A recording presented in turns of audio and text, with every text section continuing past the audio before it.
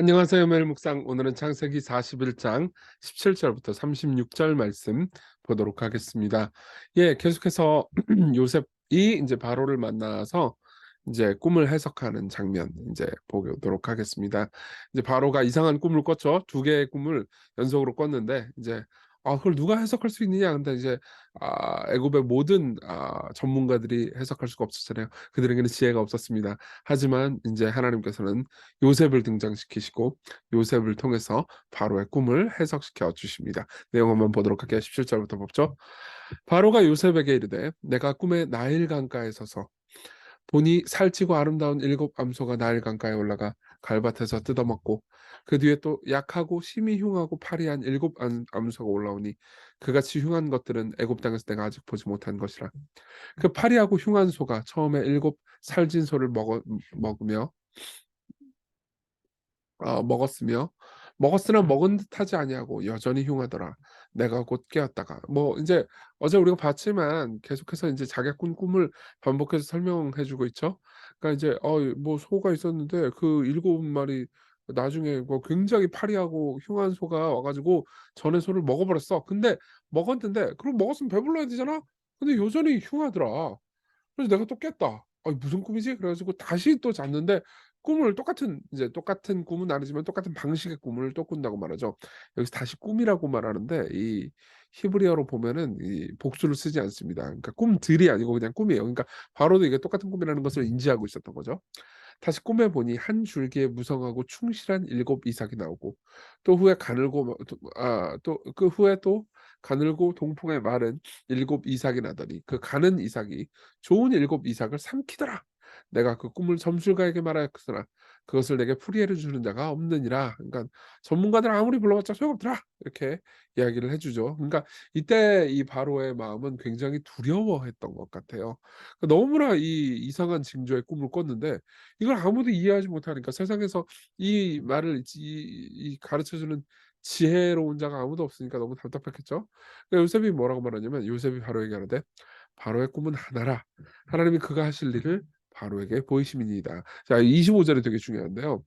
그러니까 이제 요셉은 이렇게 생각합니다. 그러니까 하나님의 백성들, 자기와 이제 자기 가족들이죠. 이 사람들이 그 구약 시대 때로 치면은 교회잖아요. 하나님의 백성들, 여호와 하나님을 믿는 사람들이잖아요. 근데 하나님의 백성들뿐만 아니라 바로 그러니까 이 세속 세계 당시에 이집트도 하나님께서 통치하고 계시다. 이집트는 이집트의 신들이 통치하는 게 아니고 이집트 역시 여호와 하나님이 통치하신다라는 것을 얘기해 줍니다. 이건 사실 굉장히 용감한 말이에요. 바로가 불쾌하게 들으면은 뭐 죽여버릴 수도 있는 말이었죠. 근데 담대하게 이야기를 합니다. 하나님이 그가 하실 일을 바로에게 보이심입니다. 일곱 좋은 암소는 일곱 해요. 또 일곱 좋은 이삭도 일곱 해니 그 꿈은 하나라. 그러니까 둘 다 7년을 가리킵니다라고 말하는 거예요. 그 후에 올라온 파리하고 흉한 소는 또 7년이고 동풍에 말라 속이 빈 일곱 이삭도 일곱 해 흉년이니 내가 바로에게 이르기를 하나님이 그가 하실 일을 바로에게 보이신다 함이 이거니라. 그러니까 똑같이 강조하고 있죠. 결국 하나님이 하시는 일입니다. 무슨 말입니까? 온 애굽 땅에 일곱 해 큰 풍년이 있을 겁니다. 그러니까 좋은 암소와 이 또 저기 좋은 이삭을 가리키는 거죠. 앞으로 7년 동안 큰 풍년이 있을 겁니다. 그리고 후에 30절 일곱 해 흉년이 들 겁니다. 뒤에 있는 이제 파리하고 마른 암소와 이제 이삭을 가리키는 거죠. 애굽 땅에 있는 풍년을 다 잊어버리게 되고 그 땅이 그 기근으로 망하리니 후에든 그 흉년이 너무 심함으로 이전 풍년을 이 땅에서 기억하지 못하게 되리이다. 그러니까 미래를 예언을 하죠. 그리고 바로에서 꿈을 두 번 겹쳐 꾸신 것은 하나님이 이 일을 정하셨습니다. 그러니까 하나님께서 정하셨다는 얘기를 계속해서 반복하죠. 그렇죠? 그러면서 하나님이 속히 행하시리니 이제 바로께서는 명철하고 지혜 있는 사람을 택하여 애굽 땅을 다스리게 하시고 그러니까 이제 이 대안을 내놓습니다. 꿈을 해석할 뿐만 아니라 대안까지 내놓는데 사실 이것도 용기를 내는 거였어요. 당시에 바로가 "안 물어봤는데? 너의 대안 따위는 필요 없는데?"라고 그러면은 되게 무례할 만한 일이었고 자칫하면 죽을 수도 있는 일이었습니다. 그렇지만은 요셉은 담대하게 자신이 대안을 말해 주죠. 일단 명철하고 지혜 있는 사람을 택해서 애굽 땅을 다스리게 하시고 네 명철하고 지혜 있는 사람이 없죠. 예.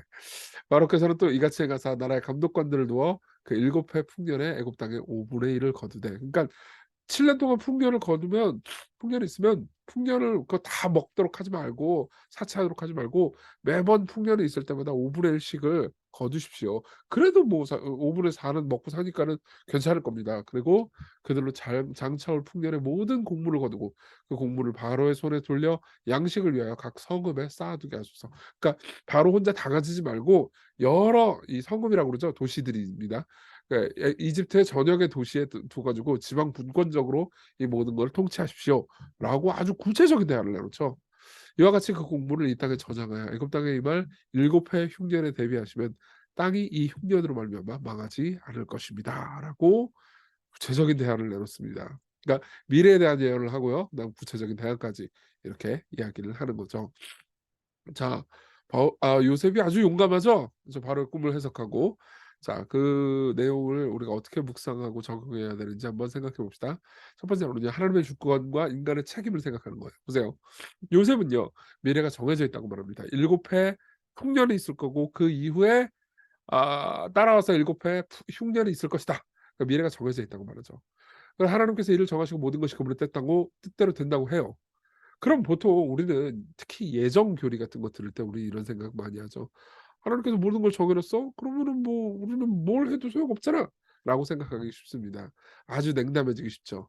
또는 '아이 하나님께서 이 모든 걸 정해 놨으면 내가 지금 뭘 해도 상관없는 거니까는 그랬을 리가 없어. 하나님께서 모든 걸 정해 놓을 리가 없어. 미래는 열려 있는 거고 하나님께서는 주권자가 아니야.'라고 생각하면서 분노하는 경우도 많습니다.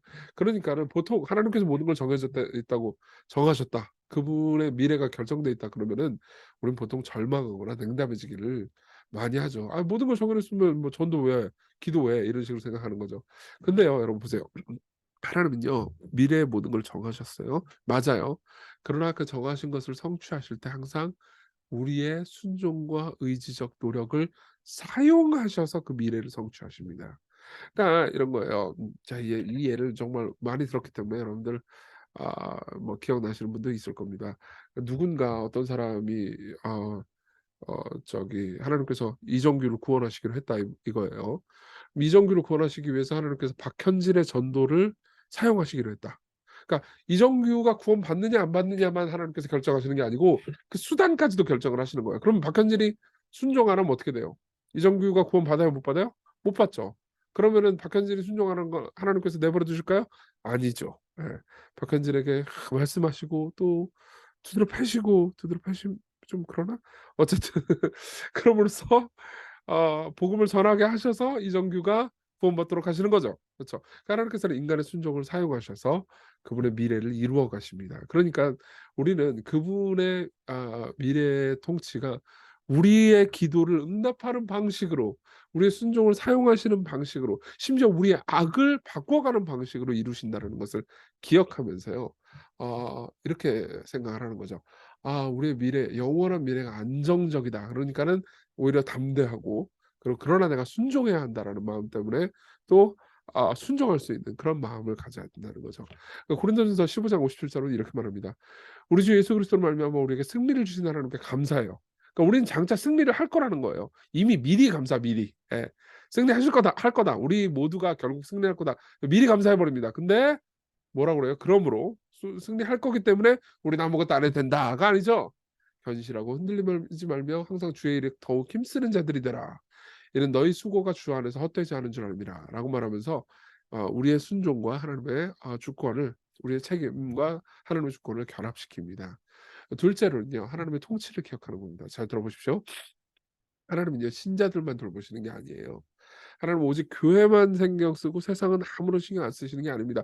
모든 세상을 통치하시는 분이 하나님이십니다. 그러니까 바로한테 요셉이 뭐라고 그래요? "이게 하나님이 하신 일이다. 하나님이 하신 일이다." 여러 번 얘기하죠. 그쵸? 그러니까 우리가 생각해야 되는 건 바로와 그의 관리들이 세상을 통치하는 것이 아니고 오히려 하나님의 종이 하나님과 그분의 종이 요셉이 아무것도 아닌 히브리 저기 종인 요셉이 세상을 통치한다는 것을 기억하십시오. 예수 그리스도의 때를 생각하면요. 그때 당시 사람들은요. 예수님이 세상의 주인공이라고 아무도 생각하지 않았어요. 로마 황제인 아우구스투스가 세상의 주인공, 세상을 통제하는 존재라고 생각했죠. 그래서 지금은 어떻습니까? 예수 그리스도가 역사상 가장 위대한 영향력을 미친 분 아닙니까? 그쵸? 하나님과 그분의 종 예수 그리스도입니다. 마찬가지예요. 여러분 지금 여러분들의 삶에서 여러분들이 있는 직장, 뭐 가정, 뭐 학교, 뭐 어디든 여러분들은 초라하고 아무것도 아닌 존재처럼 보이잖아요. 그쵸? 그렇지만요, 하나님께서는요, 여러분들을 보고 계십니다. 이 세상은 위정자들이나 뭐 굉장히 유명한 사람들이 세상을 통치하는 것처럼 보이잖아요. 아니에요. 하나님과 그리고 하나님의 백성들 중에 하나님께 신실한 사람들의 작은 순종들을 모아서 하나님께서 세상을 통치하신다는 것을 기억하십시오. 오늘의 여러분들의 삶은요, 무의미한 것이 아닙니다. 우리 같이 기도합시다.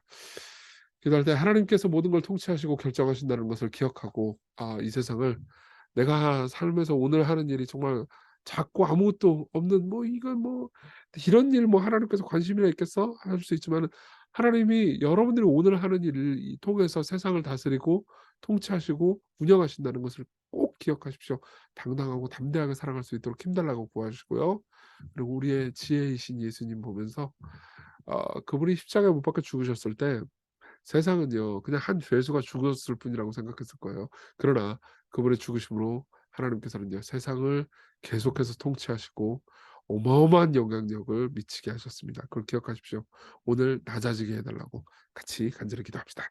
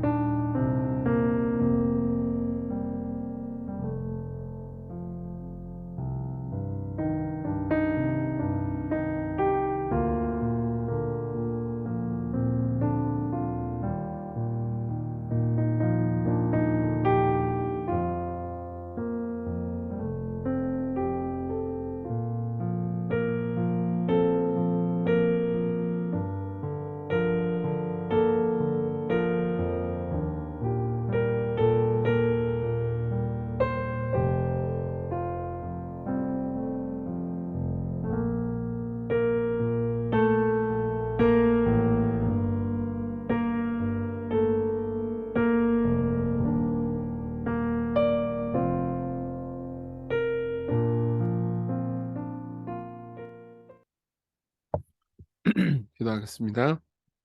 하나님 아버지, 하나님께서 모든 것을 통치하시고 또 하나님께서 세상을 통치하실 때 당신의 백성들을 사용하신다는 것을 생각했습니다. 우리가 작은 자리에 있다 하더라도 하나님의 눈에 의미 있고 큰 일임을 기억하게 하시고 오늘을 의미 있고 행복하고 담대하며 순종하며 살아가게 해 주십시오.